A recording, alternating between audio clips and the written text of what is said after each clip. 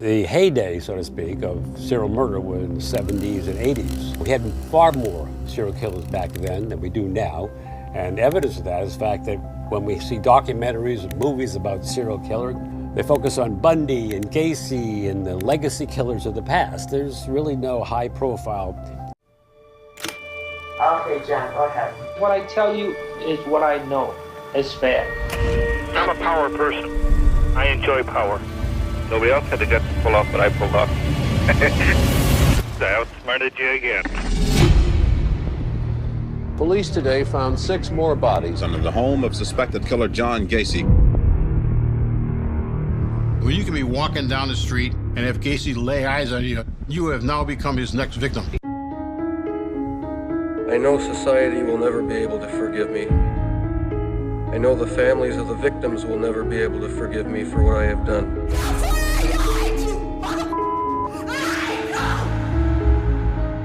Your Honor, it is over now.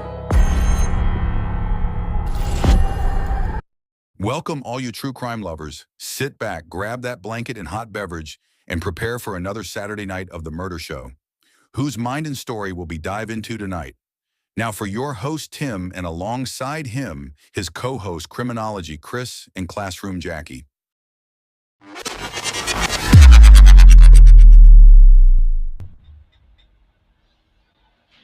Well, good evening. That's right. We are here for another fantastic Saturday nighttime here at Possum Fell on The Murder Show. I, per usual, I guess, I don't know, that's what they tell me when they give me my paycheck that I don't get. I am your host, Tim, and alongside of me is, well, he's a strapping lumberjack, sexy motherfucker. My co-host, Criminology, Chris. Oh, that feels better. Yeah, thank you, sir.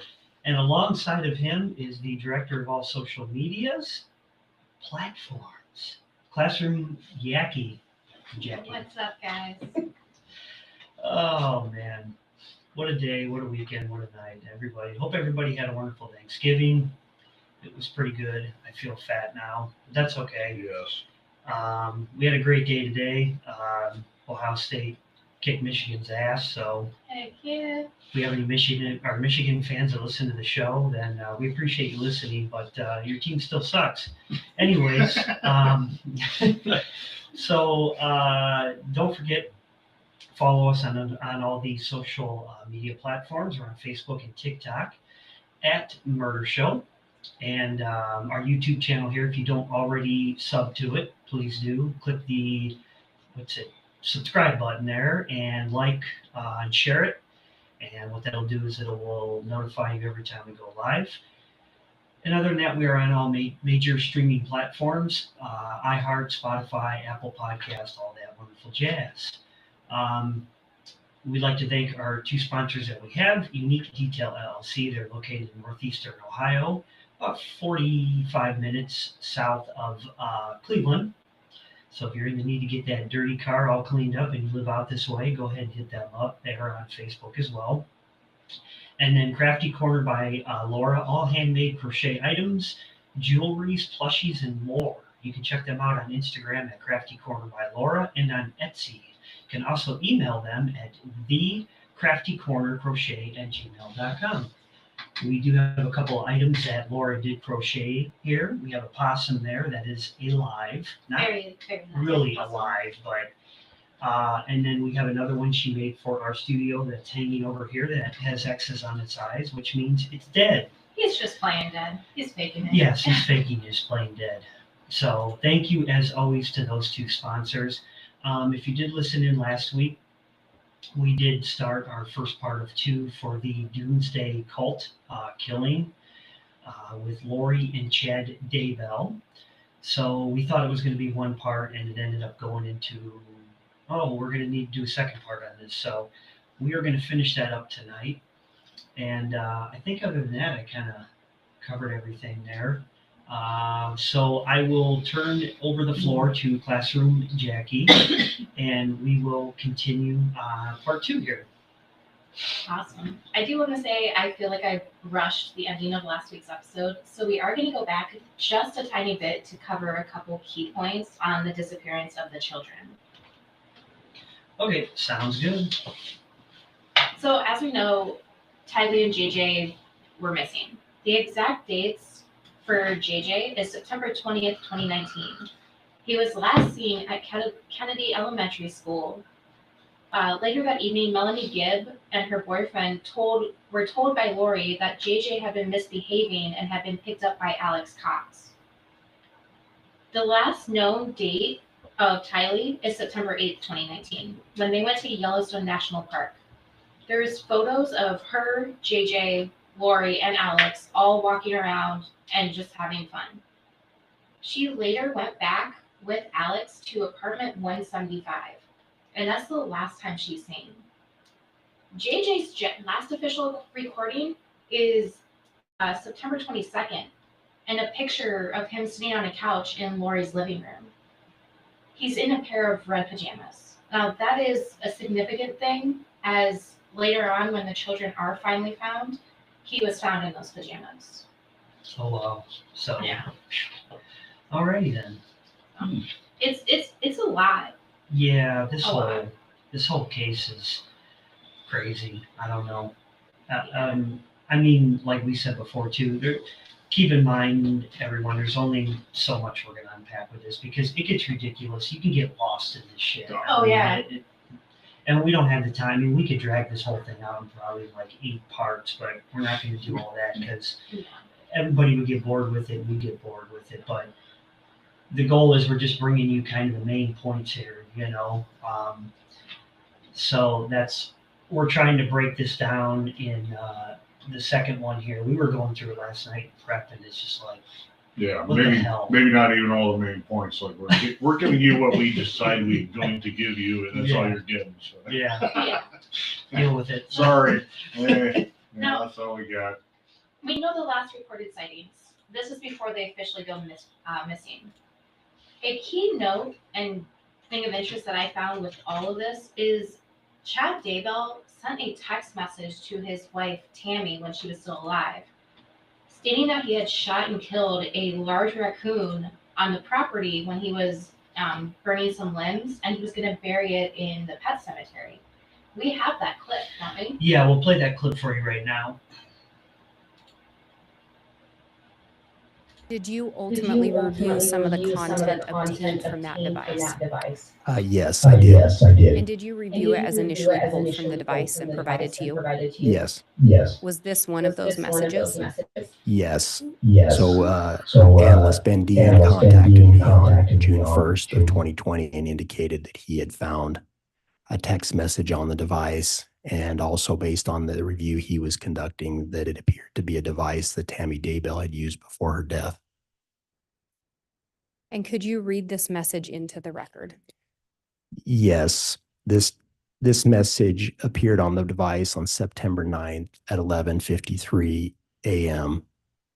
And it was a text message from a device attributed to Chad Daybell, and it came into that device for Tammy Daybell. And the text message read, "Well, I've had an interesting morning. I felt I should burn all of the limb debris by the fire pit before it got too soaked by the coming storms.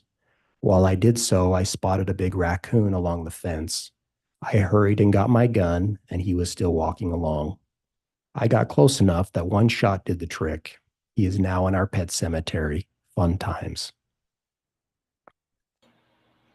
Now, little interesting fact is, we have satellite above us by Google that takes pictures of everything above. On September 2nd, there's a picture of the property where everything's normal. September 9th, the same day he sends that message, there is a new picture with a disturbed dirt pile right where their pet cemetery is. The son, when he did testify against his father, said that's interesting because we never buried raccoons in the pet cemetery. They were always buried behind the silver shed further down the property.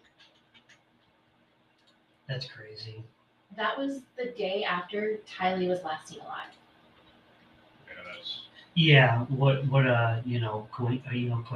clinky dink, as they say, Mm-hmm. And this was after all of this started happening as soon as Lori moved to Rexburg, Idaho. She had only moved there at the beginning of September. Yeah, so that didn't. Yeah. Wow. I just can't get over that when you hear that text. Raccoon shot a big raccoon, and it's like I've seen some big raccoons, but I don't know. Yeah, that's odd. Right, and they get close enough that one shot did it. Raccoons will either square up with you or they're going to run away. Yeah. I know that from personal experience. Sorry. Now, we're going to visit back just briefly on Tammy Daybell's death. She officially died October 19th, 2019, from what was supposed to be a terrible cough, vomiting, and not feeling great.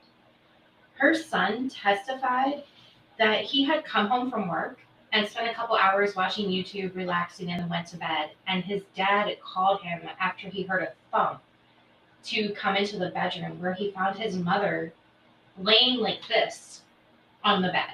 So her upper body's up here and her legs are down here. So almost in kind of like a sitting position? No, she was laying. Like, so her legs were facing this way and her head was facing up. Oh, I got you. Okay. He said that his dad had him pick her up and put her back on the bed. When she was finally exhumed, it's found out her cause of death was asphyxiation. She was killed. She didn't die naturally. Yeah. So that's like strangling, right? Mm-hmm. Is that okay? Strangling, the pillow, Some something like that, right? Fancy terms, I don't. It's just cutting somebody off from being able to breathe. Okay, gotcha. How do they come to that conclusion? By exhuming her body and running blood tests. She had no illness, no anything. There was no antibiotics. Or how exactly you determine that? Yeah, I get what he's saying. Would also be damage to like the. Well, yeah, I mean, that's what I was asking. Like, was there marks, or it could be damage to your trachea, right? Or that kind of thing. Because when she was finally exhumed, I believe it was only like 3 or 4 months after she had died. Right. So her body's still going to be there. If somebody uses a pillow, I mean, I have no idea. I'm sure somebody's got crazy new ways of figuring that out, but I'm not familiar. Yeah. That is pretty crazy, though. I mean, that'd be a pretty wild job. I would be careful Googling things like that, because this is how she got caught with a lot of it. Oh. Well, I mean, I could just show them what I do here, Right. We could. Oh, never mind. That wasn't even the right thing. Anyways, go ahead. Google automatically corrected it to something not even close.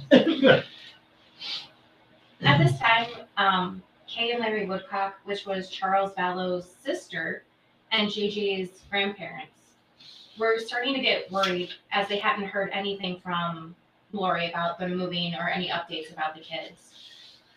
On December 22nd, Kay and Larry found out that JJ was missing.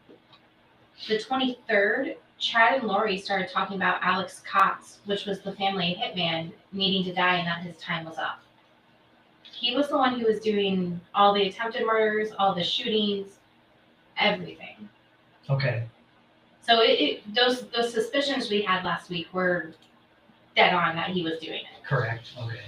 It's also worth noting, beginning October 1st, Lori Vallow took out a storage unit. So 1 month after moving to Rexburg, Idaho, she gets a storage unit. Yeah. Yeah, exactly. I wonder why. Mm-hmm. A couple weeks after Tammy's death, on October 30th, Lori filed for a special wedding permit to get married in Kauai, Hawaii, where she and Chad then flew, and on November 5th at 1 o'clock, got married on the beach. I didn't know you had to have like a wedding, like a special wedding permit. Like, what is that? I don't know. I didn't do any digging into it.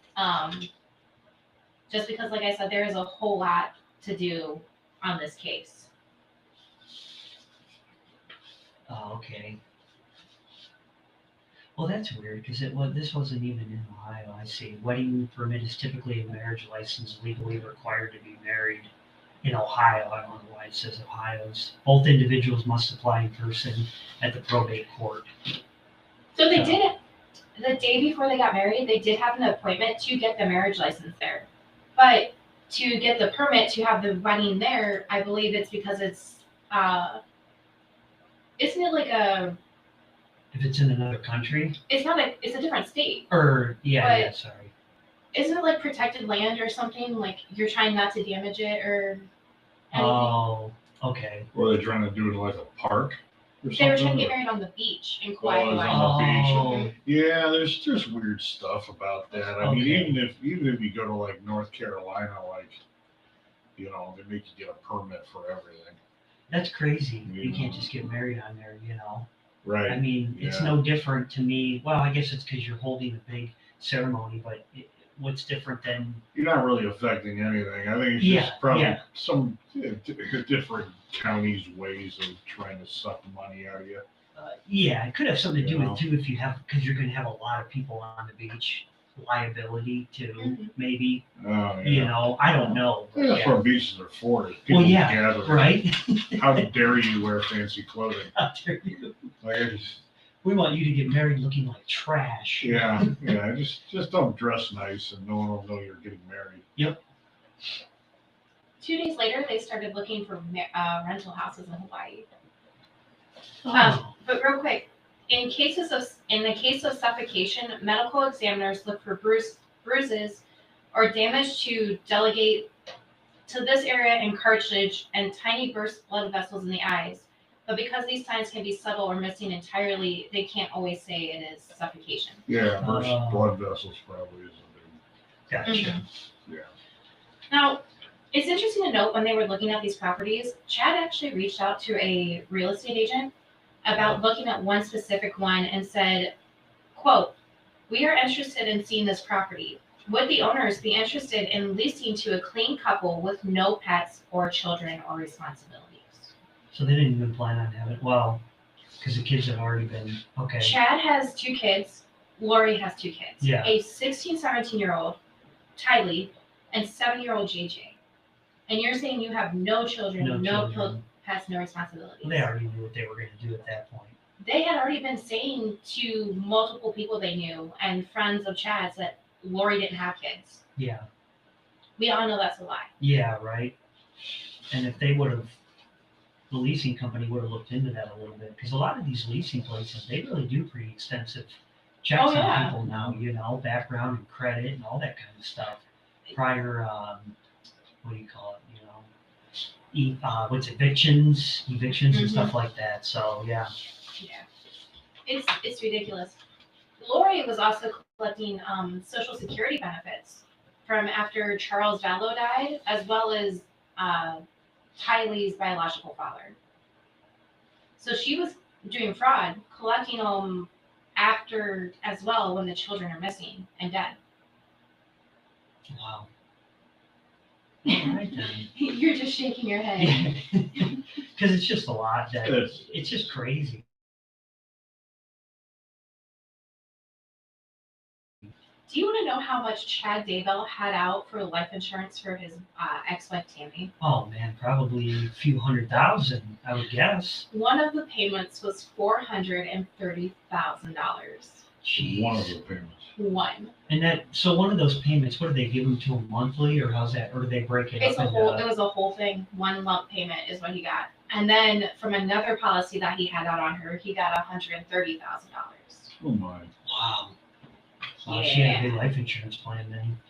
But when he went to go get insurance because Tammy died and she was the one who had it, he quoted and said that his income without Tammy is only $20,000 a year. It sounds like he really didn't want to work much, or it sounds to me like he was bullshitting them. So he writes books and he's a pastor. Yeah, he's making more than $20,000 a year. Come on. Crying out loud. On November 10th, Kay Woodcock, again, that's Charles' sister, logged into his Amazon account and discovered the wedding dress, the all-white wedding men's suit, and the wedding rings that had been ordered, as well as the one for Charles that had been returned, which is a malachite ring. Did you know that's actually poisonous? Malachite will slowly kill you. Oh, Is it really? Yes, I learned that today. Wow. that's neat. That's neat. You don't have any of that, do we? No. Okay, good. I got this malachite couch at home. Okay. I don't even have a crystal These of are why we malachite. would. Yeah. The chili tasted different. Oh, shit.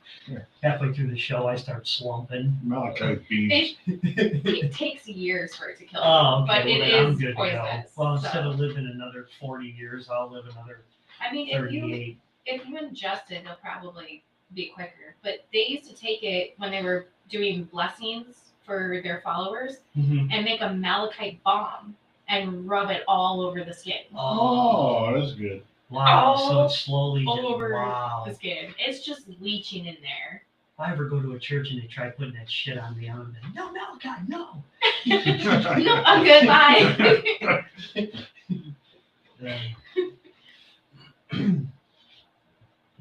Oh my goodness. I'll be here all night, folks. On November 14th, she emails the police department and asks for a contact in Rexburg to call for a welfare check.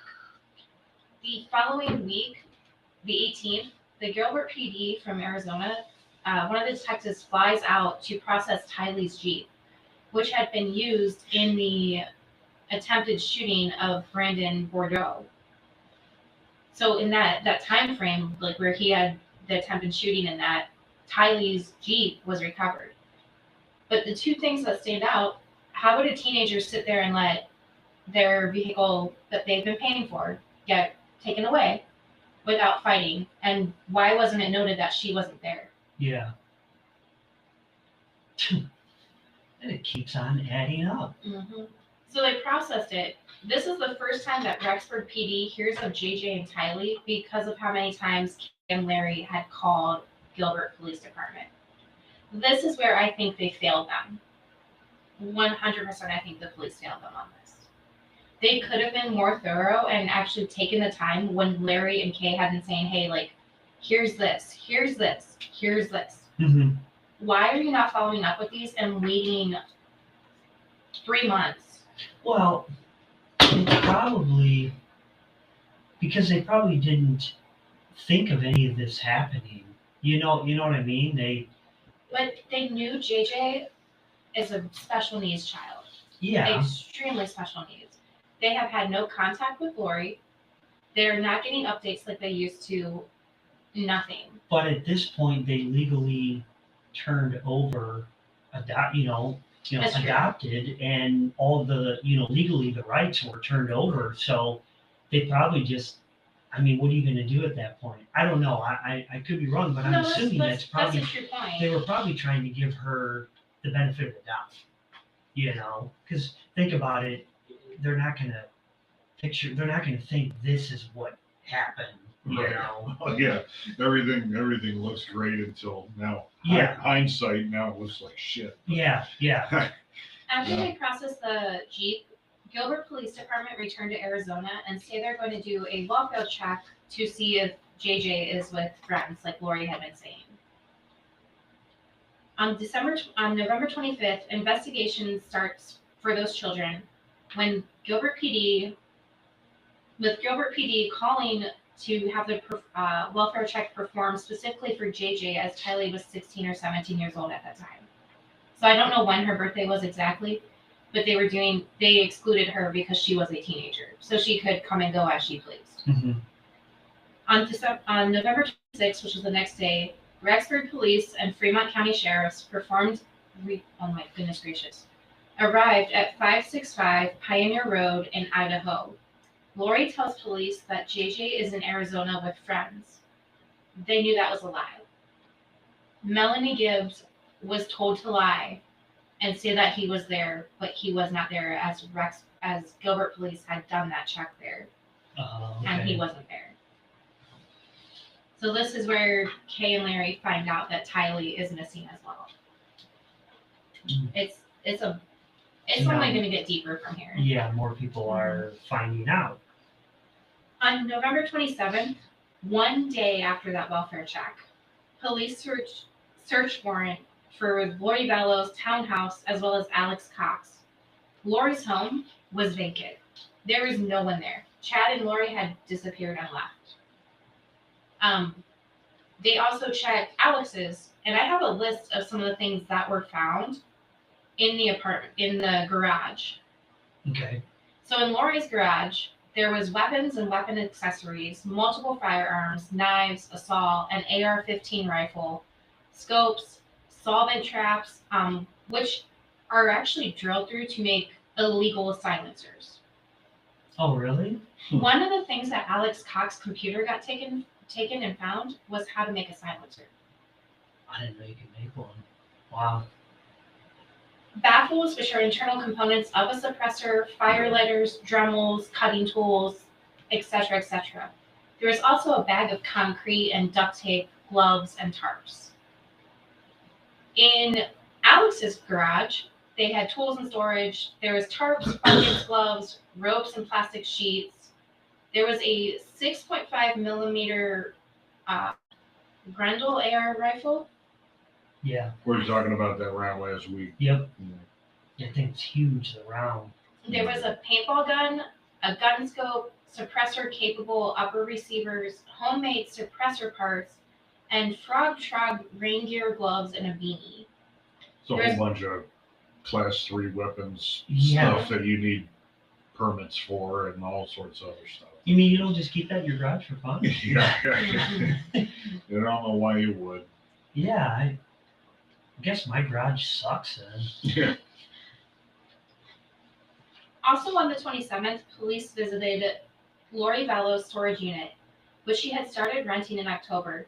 Multiple videos of Alex and Chad, as well as Lori, going in and removing various items, a gun case, totes, as well as loading bikes and kids' items into the unit. The total visits between 10/1 and November 24th was 10. And we watched that documentary where there's that clip of them carrying that tote with what looks like a leg or an arm. Oh, yeah. Yeah, that clip's crazy. That's heartbreaking. I should have got that clip, but yeah, that clip's wild. That's heartbreaking. Yeah, it is. Police also visited Colby Ryan, which was Lori's oldest child, who didn't live with them and lived completely different. They asked if he knew the whereabouts of the children. He later called his mother and asked why they were there and what was going on. She stated, "I got it. I'll take care of it. Love you." Colby then agrees to reach out to the police if she tries to get a hold of him again.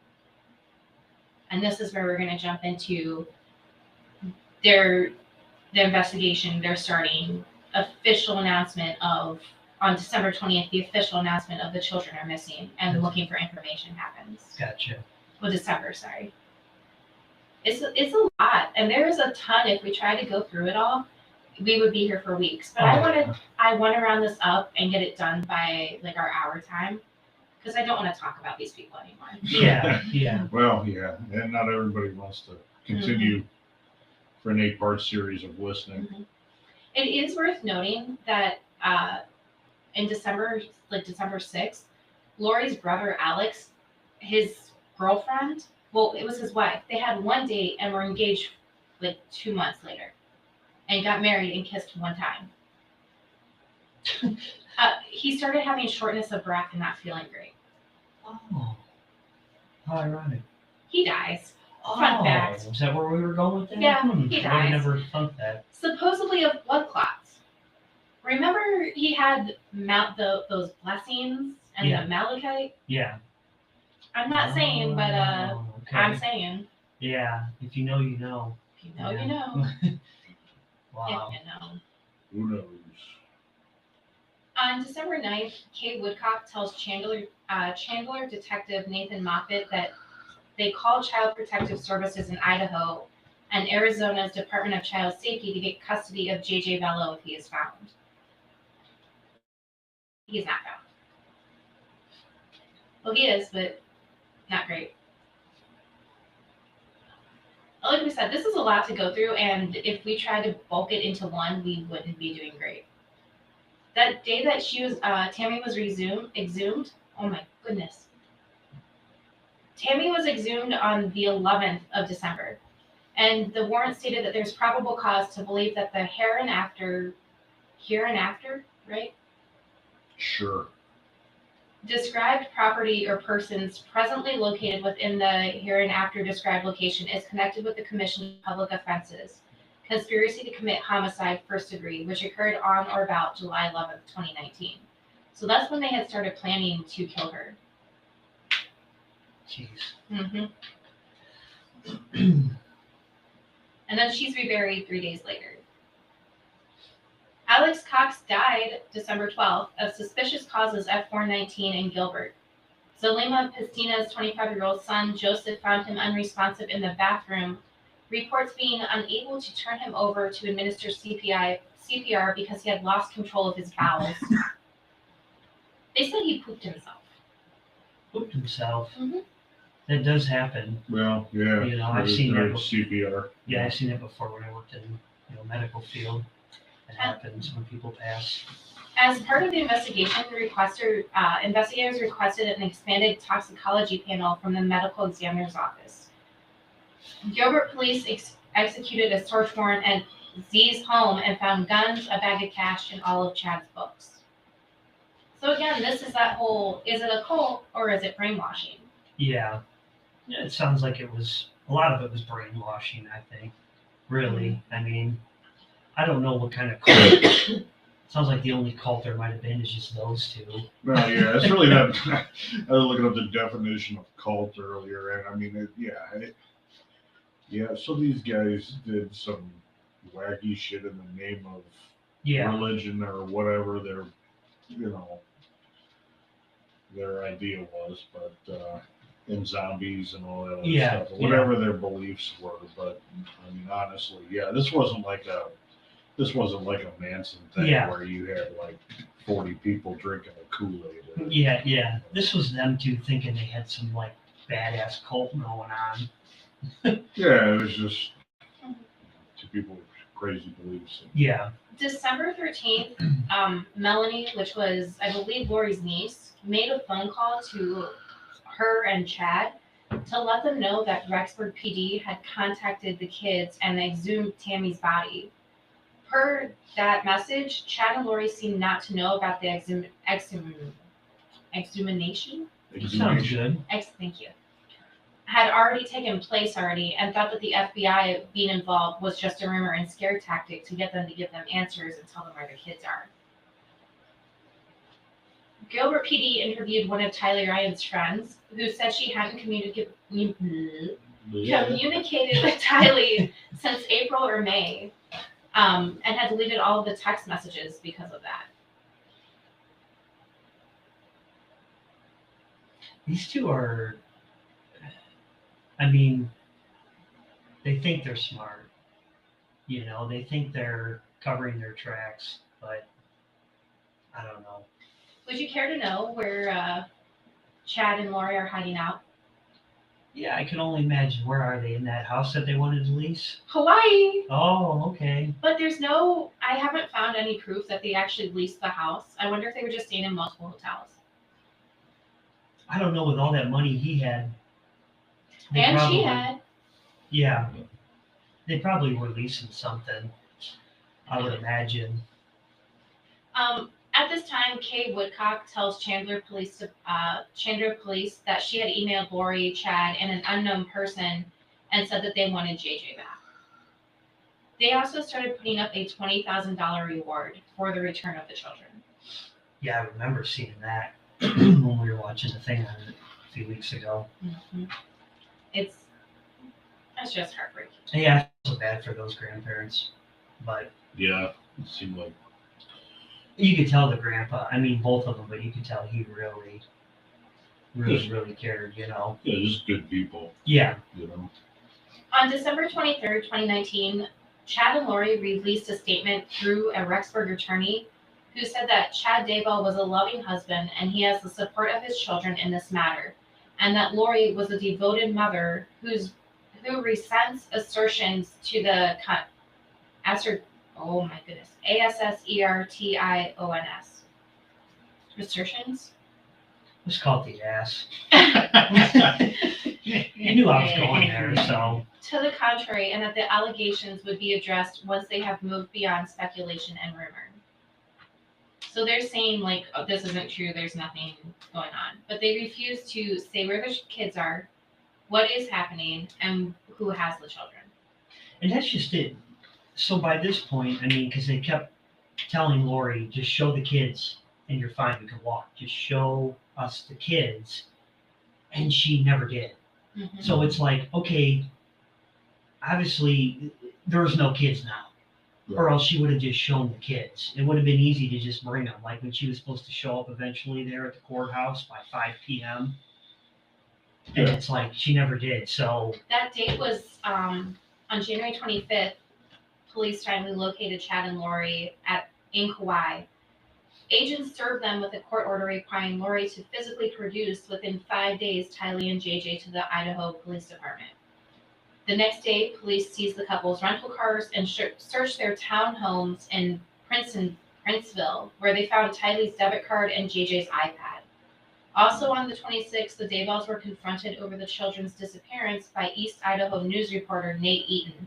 They refused to answer those questions. Oh, yeah. Obviously, they do not produce the children. They don't bring them. Yeah. Gee, I wonder why. In February 2020, authorities focused more on that storage unit. They had been rented by Lori in October. They discovered belongings linked to Tylee and JJ and everything else, and then started looking and focusing more on those. Remember when we watched it, they found the scooter? Yeah. Yeah. Yeah. Yep. Like, that's the last gift that JJ got from his grandparents. Yeah, and they tried to go to that thrift store to try to see if it would be there too. Track it down. Yeah, Yeah, and it track wasn't it there, down. but it was Wasn't in there. the storage unit, which Yeah. they were happy it wasn't at the thrift store, but it was unfortunate that it was in the storage. Yeah. Now, because I don't want to keep talking about all of them, we're going to jump to that arrest because Okay. let's get her going. Yep. On February 20th, 2020, Lori was arrested in Hawaii by the Kauai Police Department. On March 5th, she was oh my gosh, I like She big was words. Oh my. Extradited. Thank you. I really like big words I'm today. here for you.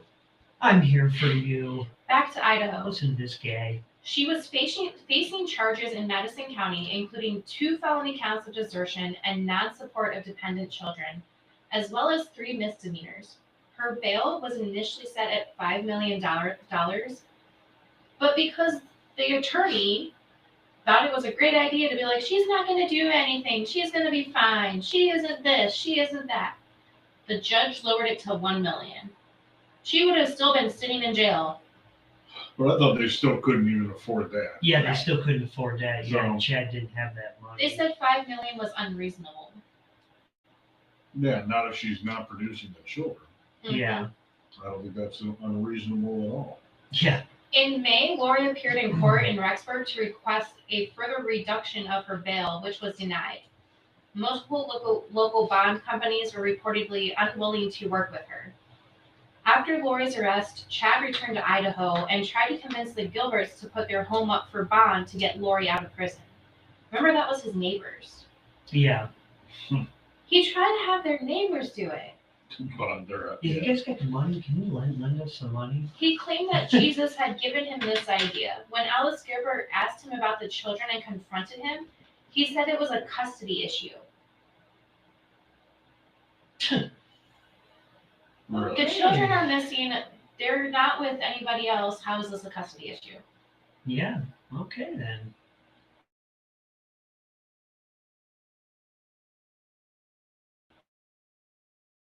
Smart. They think they are. From that time that she is extradited back to Idaho, she is sitting in jail. There is no update. She is living her life in jail. I hope it was miserable. Yeah. On June 9th, police found human remains buried in unmarked graves in the backyard of Chad Daybell's home. Unfortunately, it was Tylee and JJ. JJ was found wrapped in 2 plastic bags with tape around him, whereas unfortunately Tylee had been burned. So there was evidence of her being burned and buried right there. which explains that picture September 9th of the new dirt pile by the pet cemetery and that text message to Tammy Daybell. Well, it was crazy too, because in the documentary that we watched a few weeks ago, I remember there was a phone call where he called Lori when she was in jail and said, "Oh, they're searching the property, yada yada yada," and then he made a comment, something like, "Well, we'll see what they come up with," or something like that. Something like he knew, well, I'm fucked. Yeah, You basically, know? he knew. Yeah.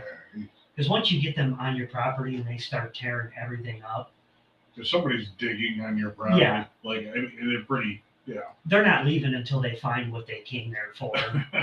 yeah. I mean, you got cadaver dogs and all Yeah. this stuff, or whatever.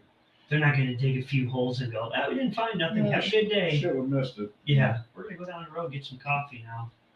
Now, I will say the one thing that the police department did do before this was they tracked down Tylee and JJ's dental records just to be proactive, which kudos to them to get them tracked down. Mm-hmm. As the last time JJ had been to a dentist, he was 5, and Tylee didn't have very many records either. Oh, okay. She just didn't. On June 10th, Kay and Larry Woodcocks and the Ryan family confirmed that the human remains found on Chad's property were those of Tylee and JJ. Tylee's body was burned, her hands were cut off, and her bones were fractured in 7 places, from which forensics examiners deduced that someone had attempted to dismember her. JJ's body was wrapped in plastic. Unlike Tylee, he was buried with great care under rocks and wooden planks near an area called the pond. So he had a pond on the property and they buried him there. They took care of him and dismembered Tylee. Yeah. What makes me so mad about this is Tylee was ready to move out and have her own apartment and could leave. And Charles, if he had still been alive, had already said he wanted JJ. Yeah. This And I'm sure Tylee would have taken him too, you know. Mm-hmm. Yeah. Tylee was more of a mother to JJ than Lori was. Right. In August, Chad Daybell was excommunicated by the Church of Jesus Christ of Latter-day Saints on the basis of his religious teachings, which the media was later described as a doomsday cult. Mm-hmm. He was also arrested after the bodies were found. Could you imagine being Kay and Larry just from that video like we watched? Yeah, that'd be devastating. On July 2nd, 2020, prosecutors dropped 2 charges against Lori related to desertion and non-support of the children, and instead charged her with obstruction or concealment of evidence regarding her children's remains. On July 17th, in light of the 2 felony counts and having been dropped, her bond was lowered by Madison County Judge Michelle Mallard. The bond was set at $50,000 for each charge, totaling $150,000. It was further noted that Chad would still need to post $1 million to Fremont County to be released from jail. So he had $1 million bond, and she now just has $150,000. Jeez. On May 25th, 2021, Chad and Lori were indicted on charges of conspiracy to commit first-degree murder for the deaths of Tylee, JJ, and Tammy, as well as grand theft by deception regarding the children. Lori was also charged with grand theft related to her children's Social Security survivor benefits. Chad faced an insurance fraud charge related to Tammy's life insurance policy too. So we were talking about the money that they were claiming. And he claimed she got all of the benefits from Tylee and JJ post-mortem after they were dead, and he was receiving multiple payouts for Tammy's life insurance, saying that she died of natural causes when she was murdered. Yeah. Jeez, oh man. In June of 21, Lori was indicted by a grand jury in Maricopa County, Arizona, on 1 count of conspiracy to commit first-degree murder for the death of Charles Vallow. Police documents read, "The evidence shows that Charles' death was a planned event and necessary to prevent Charles and others from confronting Lori about her extreme religious beliefs when he came to town.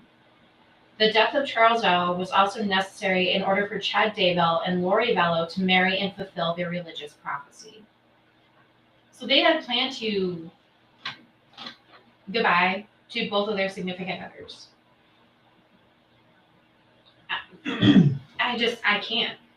Yeah, I can't. the whole thing is messed up. Mm-hmm. A jury trial for the Madison County charges against Lori was initially set for January 25th through the 29th of 21. But on May 27th, Lori was found incompetent and unfit to stand trial, and her case was stayed. In December of 21, Lori's attorney, Mark Means, was disqualified from the case because his representation of both Lori and Chad created a conflict. So they were using the same attorney to cover both of them, and they can't do that. Why can't they have the same attorney? Oh, there's got to be some sort of yeah, conflict of interest. There's got to be. Do they have to have a separation, like, of the attorneys because of that? Yeah. Or There's got to be a whole bunch of issues there. Yeah, they were married, so I would imagine there's got to be something in. I thought there was a law, like, if you're married, you can't testify against your spouse. Well, you're not. I don't think you are required to. Yeah, I think there's something that protects you from incriminating your spouse. Okay. Yeah. But yeah, I think it would be hard for lawyers to have the whatchamacallit, they have they're not allowed to basically transfer information, Yeah. To anybody under any circumstance. It's like that confidentiality. Oh yeah. So I think having two people and representing both people in a married couple would be. Yeah. I don't think they'd do it either. I could see all the reasons why they would. Yeah. Imagine how difficult and how much of a headache that would be for the lawyer. God. On April 11th, Lori was deemed competent to stand trial after mental health treatment. Finally, on October 6th, after Lori's new defense team filed several motions, Judge Stephen W. Boyce issued an order indicting the case was suspended until her competency to stand trial could be determined. On November 16th, she once again was found competent. So they did this 3 times to her, expand the case. Jeez. Mm-hmm. Lori and Chad both pled not guilty to all of the charges in Idaho. Their cases were split on March 2023 at Chad's request. The reasons were that Chad had waived his right to a speedy trial, and his attorney said they needed more time to review DNA evidence. Chad's attorney also cited that mutually antagonistic nature of the defendant's positions. Since Lori had not waived her right to a swift trial, the court ruled that her case would proceed as planned. In March of 23, the judge removed the death penalty from Lori due to newly discovered DNA evidence discovered too close to the trial to be tested and admitted. Her trial began on April 3rd. Her lawyers did not call any witnesses, while the prosecution called 60 people to testify. On April 15th, pictures of the children's corpses were shown to the jurors and audience. Lori asked to be excused from court that day. It was denied. I'm so happy it was denied. Oh yeah. You did this, you need to see what you did. Yep. As the defendant in a felony case must be present at all significant proceedings, and this was one of them. Melanie Gibb, Audrey B., another former friend of Lori's who participated in the religious group, and Ian, the husband of Lori's niece, Melanie, testified about her beliefs and her claims that she could cast out Satan and other evil spirits. B said that when she grew uncomfortable around Lori's beliefs and decided to dissolve their friendship, Lori threatened to murder her and dispose of her body in a trash bag. Yeah, the look on your face just now. Okay. In light of that evidence that pointed to Alex Cox's direct involvement in the murders, prosecutors stated that Lori Vallow had groomed and manipulated her brother to participate in her crimes. So, told him to do it. Finally, on May 12th, Lori was found guilty of all criminal charges, and on July 31st, she received 3 consecutive life sentences without the possibility of parole, respectively for the murder of Tylee, JJ, and conspiracy to commit murder of Tammy. Good. Goodbye. Yeah. You're the weakest link. On May 30th of this past year, Lori's attorney filed a notice of appeal for her 2023 conviction demanding a new trial. She did just recently get charged 2 more life sentences. This past June, I believe it was. Goodbye again. Mm-hmm. Yeah. So she's never getting out. No. Now, Chad, on the other hand, his trial began on November 9th, 23, when the legal team filed 3 motions to remove the death penalty in his murder trial because he was charged with murder. The final motion stated that Lori had manipulated Chad through emotional and sexual control, and that Chad had lesser culpability than his co-defendant and did not face the death penalty. The motions were denied in December. Thank goodness. Yeah. So he's on death row. He is on death row. He was found guilty. He is currently sitting on death row. It was guilty of first-degree murder and conspiracy in committing the murders of Tammy, Tylee, and JJ. He was also found guilty of grand theft by deception related to the children's killings and insurance fraud because of Tammy. It was confirmed that the prosecution would seek death penalty. He is still currently sitting there. That most recent case that we were talking about in November, her own son brought evidence forward and was like, "Here, this is some stuff you need to see." Good. Yeah. Good. It's Wow. So yeah, this whole thing is crazy. It's all just twisted. And that case ridiculous, you know. was the murder of her husband, Charles Vela, when they finally charged her for his murder. I mean, what a damn mess, though. Yeah, it really is. It's more of a mess than fucking Charles Manson. How did you even just the balls on you, just to even assume that you're going to get away with this? I mean, you might as well, like, at that point, like, just shut up and fall on your sword, and just, hey, guy, yeah, I did that, because it's so damn ridiculous. There's so much evidence. Yep. And I just. Interestingly about this last sentencing, she was sentenced to 2 consecutive life sentences without the possibility of parole before 25 years. There's a chance she could be paroled in 25 years. Oh my God, if they paroled her, that would be stupid. Mm-hmm. But I've heard worse, so I don't know. She is not allowed to speak to her husband or any of the family of Charles Vallow and JJ and Tylee. Good. Absolutely nothing. Good. And that is our case and where we stopped. That is wrapping it up for the Doomsday cult killers there, Lori and Chad Daybell. That was the quickest I think I've been like, yeah, I don't want to talk about them Under an hour. It's in 53 minutes, folks. I mean, come on. That is just... You're welcome. That's beautiful. Don't forget to tip your waitresses. So that wraps up the Doomsday cult killers there, Lori and Chad Daybell. So I do want to ask, to kill just a couple minutes. Manipulation, brainwashing, or cult? Which of the 3? Mm-hmm. Well, it's all 3. Yeah. Because they had planned, when they met a year before all of this happened, they had started planning the death of Tylee and JJ. Yeah. Manipulation, brainwashing, and cult. Chris said it. I really think he thought he was the next coming of... Probably. Yeah. Like I said, I think we talked about it last week. I mentioned it. But like, some of these people that have this universe-centric view of, like, I'm it. It's me. Yeah. And everybody just revolves around me. Yeah. I think you can be a very scary person with that view of yourself. The right mindset. You take it too far, and you can be a terrifying human being. Yeah. With that being that much of a narcissist. Yeah, it's crazy. What do you think? Oh, it's all 3. I agree with Chris. Yeah. What are you rating this on our fucked up scale? On the fucked up scale, I'm going 9. Wow. You had many. If you were not happy with the situation you had, your daughter was about to be 18. She's moving out. At 18 years old, she had plans to go to college and move away. Yeah. Yes, you have a 7-year-old who is a level 2 autistic and needs help all the time.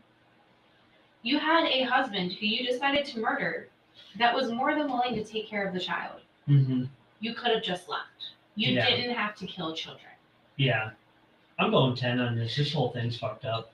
You involve kids, you're brainwashed, you're all, I mean, just the husband killing and all, just this whole thing's messed up. I shot a large raccoon, but really, you shot the daughter. I mean, come on, man. This whole thing's just sick. He did shoot one bullet out of his gun in the backyard because the neighbors said they had heard it. Yeah, well, yeah. One bullet. Was that large raccoon, AKA a fucking child, dumbass.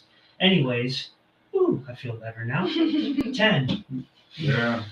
I think we need to have like maybe I'll sit down and try to come up with a rating scale, because it should almost be like your soundboard with like 20 different things that we can rate them on, because it's hard to say, I know. It's fucked up. Well, you look at it and you put it up against something like Gacy or like Ed Gein or I mean, Dahmer technically everything we cover is fucked up. Yeah, So, right. I I mean, mean, yeah. No, I know what you're saying. We definitely will. We'll have to sit down and come up with some sort of rating scale for sure. Yeah, I think I'll try and do that. Come up with a better way of rating them. That way we can rate them on like 7 to 10 different topics or something like that, it's and good then idea. come up with like a legitimate number, so it's Yeah. maybe more meaningful. Because I can say 10 every time, but Yeah, no, I got you. each one of these are just as horrible. Because at the end of the day, a child lost his life. It's their lives. And people who were innocent, Tammy Daybell, Charles Vallow, Alex Cox. Alex Cox was not innocent. He was the family hitman. But if he had not fallen into the ways of Lori and Chad with the religious beliefs, I don't think he would have died. Yeah. Well, that was a good pick there.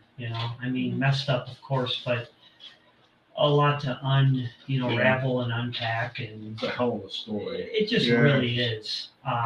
It's Chris's pick next week, I believe, right? Yes. No. No, it's yours. Oh, it's That's mine. you. Oh, shit. Yeah, I've got some ideas brewing up there, but There you go. we will figure it out. We will post it. If you follow any of the social media platforms, you will see that when we do post it. Facebook and TikTok at The Murder Show. And of course, don't forget to subscribe here on the YouTube channel. We're at 47 subscribers now for a couple of weeks, so thank you. We appreciate that. We're at 125 on TikTok. 125 on TikTok. And 104 on our Facebook. 104 on Facebook. So that's awesome, guys. We thank everybody. This is something that we just do for fun on the side. And, like I said before, we could have one person listening in and none, and it still is just fun for us to do. So we appreciate the love and the likes and the shares, everybody getting it out there. That means a lot to us for sure. Other than that, I think that's going to about wrap things up. A little bit shorter this week. But we will see you guys same time next week, and 8 p.m. Eastern Standard Time. And yes, David, we talked about the possum. Get with the times, you distribution garbage man. Anyways. They're hanging. One's hanging on my One's hanging. microphone. We already one's talked over about that, there. David. If you'd sit down in front of the TV when we start, instead of over in the garage trying to sort through the fucking trash cans, you would be here for this. Anyways, We love you. Thank you for Love you. supporting us. Good love man. you. No, I'm just messing with you, David. So yeah, thank you guys again, and until next week, Jackie, do your thing. Same crime time, same crime